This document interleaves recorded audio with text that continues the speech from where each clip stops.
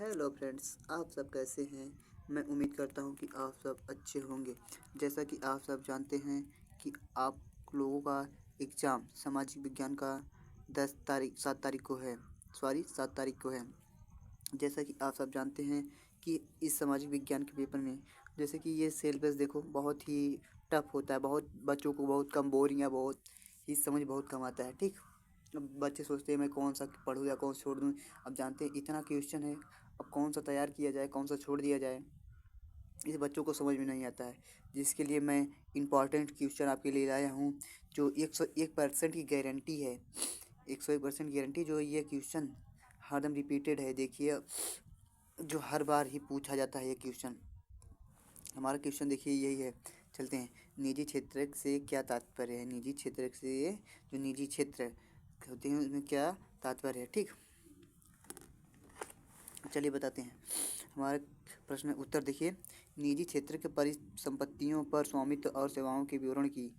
निजी क्षेत्र और परिसंपत्तियों पर स्वामित्व और सेवाओं के विवरण की जिम्मेदारी एकल व्यक्ति या कंपनी के हाथों में होती है। मतलब कि एकल व्यक्ति या एक कंपनी के हाथों में होती है। टाटा आयरन एवं स्टील कंपनी, विडल कंपनी, जैसे मैं कंपनी का नाम दिखा दिया है यहाँ पे, टाटा आयरन और तथा steel company, Widal company, Mahindra and Mahindra company, जैसे कि आप सब महिंद्रा की गाड़ी उड़ी आती है देखते हैं, उसी कंपनी का नाम दिया है।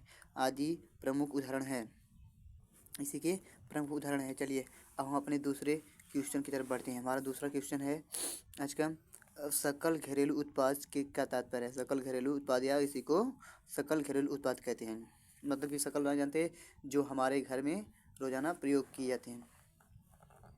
ठीक, इसमें देखिए, एक अर्थव्यवस्था में एक लेखांकन वर्ष में प्रत्येक क्षेत्रक, मतलब कि अर्थव्यवस्था में एक लेखांकन वर्ष के प्रत्येक क्षेत्रक द्वारा उत्पादित अंतिम वस्तुओं और सेवाओं का मूल्य के कुल जोड़ का एकल घरेलू उत्पाद कहा जाता है। मतलब कि एकल अर्थव्यवस्था एकल अर्थव्यवस्था के जनक जानते हैं, अर्थशास्त्र के जनक एडम स्मिथ को कहा जाता है।